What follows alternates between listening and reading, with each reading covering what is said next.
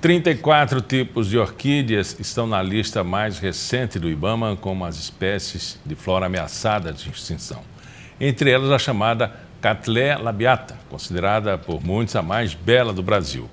O motivo desse risco é a ação do homem, a expansão imobiliária, as queimadas, a exploração de minérios. Tudo isso contribui para que essas espécies desapareçam do ambiente natural. Aqui comigo no estúdio está o vice-presidente da Associação dos Orquidófilos e Bromeliófilos de Alagoas, Fraterno Ralph.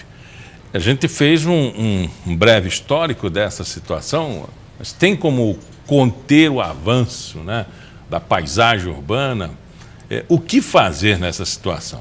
Bom, a gente da Associação Orquidófila e Bromeliófila de Alagoas, a gente tenta passar exatamente para a população que tem como cultivar essa planta e preservar. A intenção é exatamente essa, o trabalho de conservação das espécies, né? E associado à associação, a gente tem um grupo de estudo que é chamado de NOA, que é o Núcleo Orquidófilo de Alagoas, onde a gente faz exatamente esse trabalho de catalogar as espécies daqui de Alagoas, e quando a gente passa a conhecer as espécies, a gente começa a preservar. Né? Então a intenção é exatamente essa. A gente faz o levantamento das áreas aqui de mata de Alagoas, né? E a intenção é descobrir espécies novas, porque aqui em Alagoas são catalogadas em torno de 150 espécies, em média. Mas esse número é bem maior, né? Recentemente a gente fez uma publicação de um trabalho com uma variedade nova de orquídea que a gente encontrou aqui em Alagoas. E já tem mais uns 3 trabalhos em andamento também sobre espécies novas aqui encontradas. As pessoas estão entrando nas matas, retirando as orquídeas, acabando com elas, queimando? Infelizmente, sim, né? A orquídea ela ganhou um gosto no público por ter tido uma espécie cara. Né? Isso, então, assim, muita gente tira essas plantas da mata para vender, né? Seria aí uma fonte de renda para essas pessoas, mas só que aí acaba depredando todo um ecossistema, né? Então, muitas espécies estão ameaçadas de extinção. A orquídea que foi citada, a Cattleya labiata, né, que é considerada a rainha do Nordeste, né, onde a orquidofilia cresceu em cima dela, ela está extremamente ameaçada de extinção aqui no nosso estado. Não só no nosso estado, no Brasil todo. Você fala, quando está assim, ameaça de extinção, no ambiente natural, né? Isso. Porque tem muita gente que... Exatamente. Algumas são preservadas exatamente em coleções, né? Por exemplo, existem algumas variedades da Cattleya labiata. Por exemplo, existe a tipo, que é a mais comum, existe a alba, que é branca, e a semi-alba, que ela é branca com um tom meio de rosa, um labelo rosa. Essas duas, a alba e a semi-alba, a gente já não encontra ela mais na natureza. Né? A gente encontra ela em coleções, porque algumas dessas plantas são produzidas em laboratório, né? Justamente os laboratórios produzem para que evite que a população retire da mata, mas mesmo assim, infelizmente, elas estão extremamente ameaçadas de extinção. Como é o ambiente para encontrar uma planta como essa? Uma bromélia ou uma orquídea? Pronto, o ambiente da bromélia e orquídea, eles são bem similares, né? São bem parecidos. Mas cada espécie, ela vai ter um ambiente específico para ela. Tem orquídea que gosta de sol pleno, então ela vai viver num local onde o sol bate diretamente nela. Tem orquídea já que se o sol bater nela, acaba queimando. Então, assim, a Mata Atlântica, a nossa Mata Atlântica, é um ambiente bastante que a gente encontra essas plantas naturalmente lá, né? Só que existe na própria Mata Atlântica ambiente diversificado. Então, tem áreas na Mata Atlântica que tem uma vegetação mais fechada. Então, são poucas as orquídeas que a gente vai encontrar nesse ambiente. Já de região mais aberta, a gente encontra com maior facilidade. Então, assim, ela varia muito de um local para outro.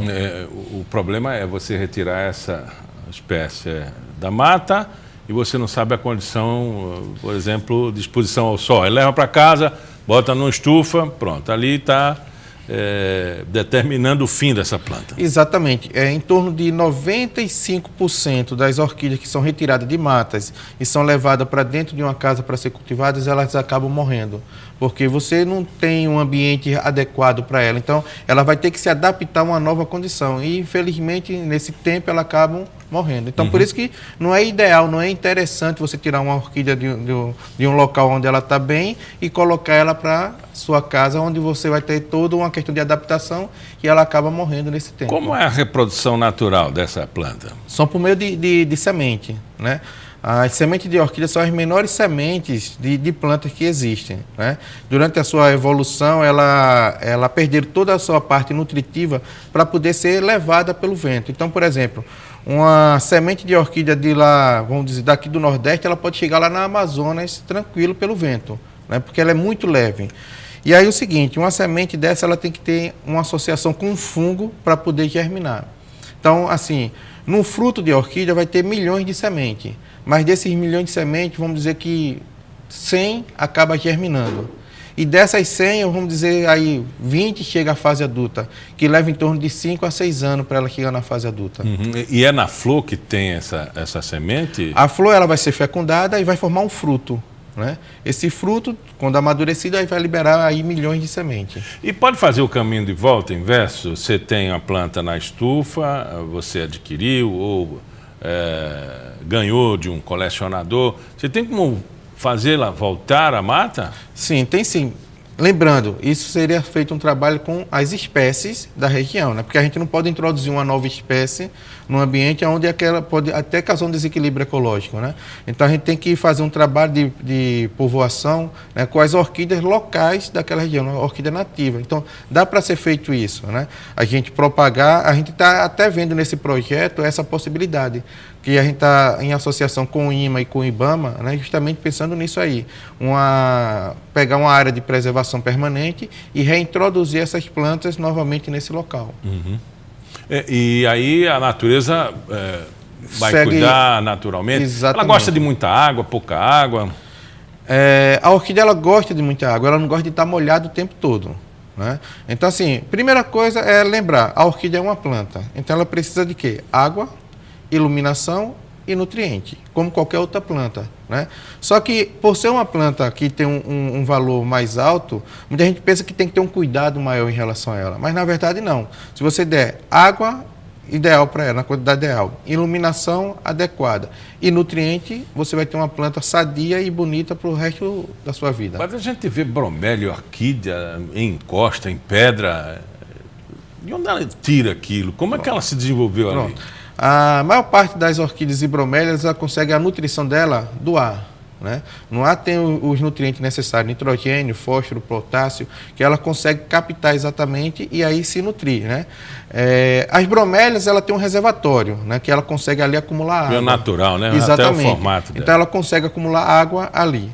As orquídeas, ela não tem como reservar essa quantidade de água, mas as suas raízes, as raízes das orquídeas, são chamadas de raízes de velame, onde ela tem uma esponja, e essa esponja retém já um pouco de umidade ali para ela, então ela consegue, são plantas altamente adaptadas às suas condições. Eu já vi bromélia em pedra, orquídea em pedra, exatamente, em casco de coco, em madeira. As orquídeas e bromélias, né, elas são consideradas como epífitas, rupícolas e terrestres. Epífitas são plantas que vivem em cima de outras plantas. Lembrando, não são parasitas, né? Elas estão agarradas ali em outra planta só como suporte. Porque, por exemplo, a orquídea é uma planta pequena, a bromélia também. Então, se ela ficar abaixo, ela não vai conseguir luminosidade. Então, elas desenvolveram exatamente essa característica de se prender em outra árvore para ficar mais acima e conseguir iluminação adequada. Então, ela não é considerada uma planta como... porque ela não consome da outra. Exatamente, ela só está ali agarradinha. Não é parasita, né? Não é parasita. Ela está lá só agarrada a ela, justamente para ficar numa posição mais favorável para conseguir luz para realizar fotossíntese, né? Então, essas que vivem agarradas em outras plantas são chamadas de epífitas. As que vivem agarradas em pedras são as rupícolas, né? Então, ela vive lá agarradinha na pedra lá e consegue a nutrição exatamente da forma que eu falei do ar, né? E existem as terrestres, né? Que são plantadas exatamente na terra mesmo. E ali ela consegue a nutrição tirando do solo. Na época de dengue, zika e chikungunya, tem muita gente botando produtos nas bromélias, né? Até às vezes em água sanitária. Isso é um ataque, né? A planta, infelizmente, acaba matando a planta, né? As bromélias, ela tem, a grande maioria dela, ela tem um pozinho natural dela, que quando o mosquito põe os seus ovos, esse pozinho acaba matando o ovo dele, e ele acaba não eclodindo. Então ela já tem uma proteção natural dela mesma. Quer dizer, quem tem bromélia em casa não precisa botar nada, né? Não é necessariamente assim, mas, por exemplo, em vez de colocar água sanitária, né, você pega e coloca pedaço de banana verde, que deixa a água ácida e aí o mosquito não prolifera ali naquele local. Então, assim, a grande maioria ela já tem esse tipo de proteção, um pozinho meio esbranquiçado que tem na própria folha da bromélia, que evita exatamente o mosquito ali proliferar. Mas aqui não tem, você coloca lá no caso, pedaço de banana verde, que aí não tem problema nenhum. Como é uma espécie ameaçada de extinção, o que é que eu faço para ter em casa? Olha só, alguns laboratórios, né, por exemplo, em relação às orquídeas e bromélias, eu falo mais das orquídeas porque são mais as orquídeas que estão mais ameaçadas de extinção. Claro que existem bromélias também, mas os laboratórios, tem vários laboratórios que produzem essas plantas, né, que estão ameaçadas de extinção. Então, se você quer ter uma planta, você está começando uma coleção, é bom sempre comprar de orquidários que são legalizados, que são autorizados a produzir esse tipo de planta. E essa legalização como é feita? Olha só, eles têm uma autorização pelo IBAMA, né, de produzir exatamente essas plantas. Então, eles produzem isso aí em laboratório, né? Então, assim, eles pegam a princípio foi coletada uma planta, né, autorizada pelo IBAMA, onde ele pega essa planta agora e vai produzir ela em laboratório. Se eu receber uma fiscalização em casa, eu tenho 100 bromélias, 100 orquídeas, eu devo provar como eu conquistei aquelas plantas? A princípio, sim, né? Se for híbridos, né, que híbridos são cruzamento, então não precisaria ter essa comprovação, porque híbrido não existe na natureza, a não ser os híbridos naturais, né? Mas a maioria dos híbridos dessas plantas que tem em vendas de supermercados, em exposições, então não precisa ter uma comprovação, porque híbrido a gente não vai encontrar na natureza. Se for espécie, sim, a gente tem que ter uma comprovação exatamente em relação a como adquiriu aquela planta. Ok, conversamos com o Fraterno Ralph, vice-presidente da Associação dos Orquidófilos e Bromeliófilos de Alagoas. Muito obrigado pela entrevista. Obrigado você, né? E assim, eu queria também alertar a população, como esse trabalho que a gente tem do NOAA, né? Com participação do IMA e do IBAMA, onde a gente faz o trabalho de catalogar as espécies daqui de Alagoas. Às vezes a gente se depara com algumas situações, por exemplo, algumas pessoas têm fazenda e tem uma RPPN dentro da sua fazenda, uma área de preservação, e às vezes a gente acaba se esbarrando nisso aí, o proprietário não permitindo que a gente entre nesse local. Então eu queria pedir auxílio exatamente à população que tenha e que tenha interesse exatamente de catalogar as espécies daquela região, que entre em contato com a gente, porque aí a gente faz esse trabalho, vai fazer o trabalho de catalogar essas espécies, né? E faz um trabalho de preservação em relação a isso também. Pauta Especial fica por aqui. Nos vemos no nosso próximo encontro, sempre às 11h30 da manhã, com reprise às 4h30 da tarde. Daqui a pouquinho, essa entrevista vai estar disponível no nosso canal do YouTube. Aproveite e faça uma visita ao IZP nas redes sociais. Até lá!